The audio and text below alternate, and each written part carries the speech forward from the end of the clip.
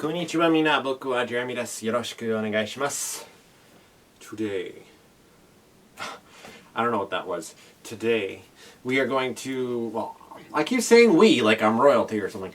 I'm going to show you stuff that I got when I was in Vancouver and during Anime Revolutions weekend, and this is my little tote of magical things. First of all, this shirt I bought. It's Kotoko from her concert that she gave. I don't know if you guys could see very well, but yes, the Kotoko, and she signed it to Kotoko's signature. It was amazing. It was an amazing time. I didn't get to see her concert, sadly, because I was busy trying to get closing ceremonies put together, because it was honestly right beforehand. But I did hear things. I heard her as she was practicing. I did go in to the room once or twice during the concert, just because. And while we're on the subject of AR itself, these were the event crew badges this year. I'm like totally... There we go. It's dark and hard to see. There we go. I don't know. Can you see? Oh, there we go. I'll just do it like that and then you can kind of see. So that was the event crew badges. And at the closing ceremonies, I mentioned before that people came up and said things about staff and volunteers that helped them. And I was singled out number one, well, for the first one. And so they were giving away shirts. So I got this shirt, one of our Anime Revolution ones. It's a Please Notice Me Senpai Miku shirt.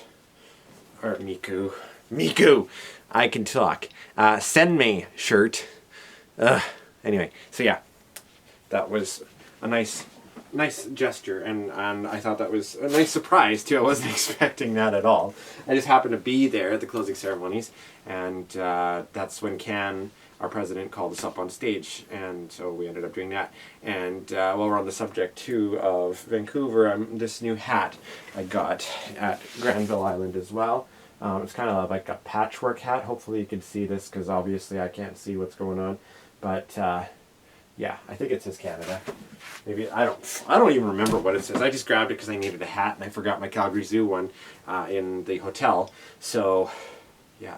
Anyway, let's get to things. So on the last video I started off by singing, "Look at this stuff, isn't it neat? Wouldn't you think I'm an anime geek?" Anyway, and I showed some figures. Now I don't usually collect figures, aside from the Walmart ones of the Sailor Moon ones that I had before, but to me figures are just too expensive. Says the guy that buys Sailor Moon musical videotapes for $65. Anyway, but I have to say that probably my favorite Sailor Senshi is Sailor Pluto. I've pondered this a long time. I like them all. I really do. I love Sailor Moon. She's probably my favorite. But next to her is Sailor Pluto. So I got this Sailor Pluto Girls Memories figure of Sailor Pluto. And this set me back $49.99. I haven't taken her out of the box yet. I'm still debating whether or not I'm going to. But yeah, so I got this Sailor Pluto figure. And I also bought another figure because it was between Sailor Moon, Pluto, Venus, and this one, Tuxedo Command. This is the SH Fig Arts. Simple style and heroic action. You can change the faces, posing, all sorts of stuff. This guy was $63.99, so more expensive, but I like Tuxedo Command, and I think the poor guy doesn't really get his due, especially in Sailor Moon Crystal, the way they draw him and the other guys. I mean, come on, seriously, what the hell's going on with the anime style here? Anyway, so I got those two figures, and that was one of my big purchases, which I made a couple. Jeremy should not be allowed to go shopping, ever. Period. You know, like that thing at the beginning of South Park when they're like, this show should not be viewed by anyone, and then it like stops? Yeah. Jeremy should not be allowed to go shopping anywhere. He's gonna go shopping and he's gonna spend too much money. It's gonna be ridiculous and people are gonna get all hurt and all sorts of things, and he's gonna do this stupid accent which probably offends somebody. Life. Anyways, I also got to go to the Lego store, which I haven't gotten to do in a while. And it's like a tradition thing. We would go to Calgary, we'd go to Vancouver for a while, and I would end up getting at least one Lego thing to go with my Lego City, which I'm sure a lot of you have seen before. I have a lot of the buildings and stuff. They're in the other room on the other side of the wall there, but I still have some I haven't built yet, but that didn't stop me. I've wanted this one for a while now, but this is the Parisian restaurant, which attaches to the city block with everything else. So it's got the little attachment things here, and you can, just like the other ones, you can build it, and there's 3 levels to it. So the roof, the second floor, and the bottom floor, and you can actually take the roof off and play like on the inner part here, or you could take both off and play on the bottom part there. And I don't really play with them much, I just build them. Look, you can see the stuff there. My little nephew, Caden, comes over from time to time and plays with my Lego, like all little boys do. So, anyway, what else did I get in my treasure trove of insanity? So, oh yes, okay, I already had that one. I bought a free Iwatobi Swim Club fabric poster, which is basically a wall scroll. And it's not the same one that's hanging up there. It's a different one, but it doesn't come with the black top and bottom piece to actually hang it from, so it's just the fabric thing, which is probably why it only cost me 14 whatever the hell dollars it was. But I don't know how to put it up. I really don't. So I'm gonna have to try to figure that out.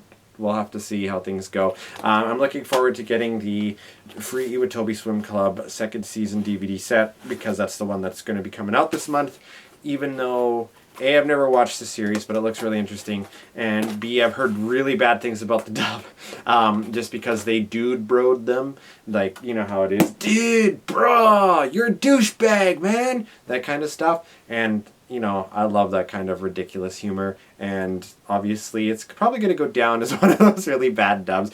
You never know. It might be good. I'm just going on speculation from some of my friends that are hardcore fans of this. Generally, a lot of my friends are yaoi fangirls, and yeah, so we'll see how things go with that. Finally, this is something I bought after I got back, but still kind of on my vacation thing, and I've been eyeing this up for a while. And it was another thing that was probably something I shouldn't have bought, but I did, because I'm a big Power Rangers fan, as a lot of you know, and I've been getting the series. I actually just recently got Power Rangers Lost Galaxy, I believe, is the next one I got. So I have, like, from the original Mighty Morphin Power Rangers series to Lost Galaxy now. So as they come out, I'm going to get them. Do I watch them? No. But, you know, it's nice to have them. But at Toys R Us, I've been eyeing this up for about a year now, and it is the Dragon Dagger. And Tommy used it, the Green Ranger, to call the Dragon Zord, and apparently it makes noise. Again, I haven't pulled it out of the box yet. I don't even know if it comes with batteries. I haven't even tried to do it, but it's a classic theme song, apparently, and it's die-cast. All the Power Ranger stuff is die-cast, and it can go with my White Ranger and Green Ranger, which I have up on my shelf, which maybe I'll just grab really quickly behind the camera, next to my fish. So, Green Ranger, White Ranger. Yay! So, one day it'd be nice to meet Jason David Frank and maybe get him to sign some of this stuff, but who knows if and when that's ever going to happen. Maybe a Fan Expo brings him in or something like that. So, that's a large part of my haul. Of course, I had to go to Metrotown and get Miss Field's cookies, because they are the best things on the face of the planet, just like Cookies by George. And they have brownies that are really good too. Oh my god, it was wonderful. It was seriously wonderful. It was really hard to get back into my workout. A whole week. And even a little bit before that, because, you know, I was stressing about the convention and then getting back into the workouts and stuff like that. But I think I'm having some progress. My arms are getting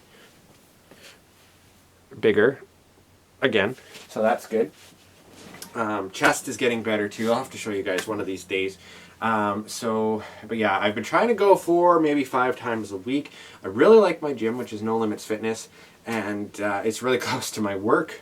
I like to try to go in the morning though, because now that school's back in session, they're like, yeah, you should come like after 8 in the morning and before 5 or after 7, because the boys, specifically, they said the boys because there's a lot of guys that work out there. They're going back to school, so during those 8 to 3, they'll be in school. But usually 6 to 8 in the morning and 5 to 7 p.m. are the busy peak times. So I'm going to try to go at 9 because 9's perfect for me. I can go there, go to the gym, then go to work right after because I usually open, and then I have the rest of my day. So we'll see if I can drag my ass out of bed that early.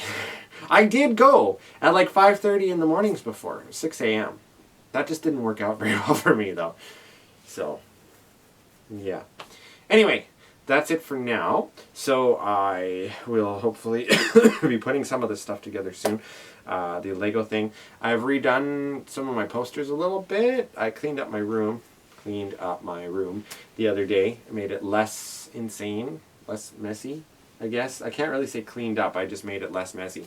And I came across a whole bunch of things, including a really horrible parody song that I wrote that I absolutely love and will probably never see the light of day on my channel because it's too offensive to some people. And while I don't get offended myself, I don't want to actually offend a lot of other people because I consider myself a nice person, and I do care what other people think to some degree. Not necessarily about me. I could give a shit whatever. I do what I do because that's what I do. But still, there's taste things. I might perform maybe one day in an 18+ atmosphere because that's what this song is about. But I will say it is definitely my most rudest and most offensive song. And the only thing I will say is it is a parody of Dirty Desire by Utada Hikaru. So we won't go into any further details about that. But I do a lot of parodies. And I'm going to work on some new ones, actually. Some that are actually family-friendly and stuff. So I've been playing around with some other 18+ ones that aren't as bad. Like Shut Up and Dance With Me by Walk the Moon or Walk Off the Earth or whatever. Something having to do with walking. That's all I remember. And All About the Bass, and there's a few others that I've been playing with in my mind, and sometimes they write themselves, and unfortunately the really bad one that I was talking about, it just kind of wrote itself, like really fast. Probably the fastest of any one that I've ever done. But that's what happens from time to time. Okay, so that's it for now, everybody. Thank you again for watching. I will see you again soon. And don't forget to check out my radio show. I totally forgot to mention that before. I don't know if I'm going to post this video in time or not for it. But on Sundays from 2 to 4 p.m. Pacific time, it's Japanese music called Animated in Japan, Insanity on the Radio. Now past 10 years.